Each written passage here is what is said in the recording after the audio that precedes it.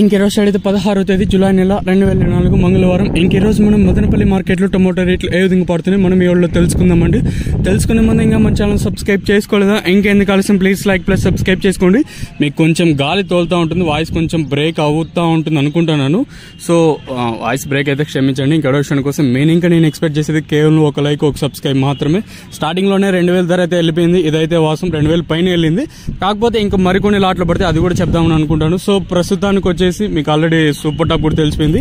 ఇంకా channel subscribe చేసుకోకుండా అలాగే లైక్ చేయకుండా చూసండి, వెంటనే లైక్ ప్లస్ సబ్స్క్రైబ్ చేసుకోండి.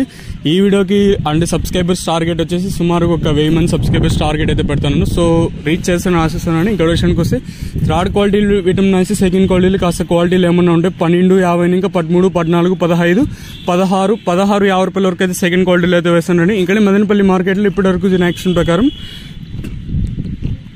ఫస్ట్ క్వాలిటీలు అలాంగ్ విత్ నెంబర్ 1 క్వాలిటీలు ప్రస్తుతానికి అయితే 1650 ఇంకా 17, 18, 19, 1950, 2000 రూపాయల వరకు అయితే ప్రస్తుతానికి అయితే మన మదనపల్లి మార్కెట్ టాప్ అయితే జరిగింది. 1650 ఇంకా 2000 రూపాయల వరకు అయితే ప్రస్తుతానికి మన మదనపల్లి మార్కెట్ టాప్ అయితే జరిగింది.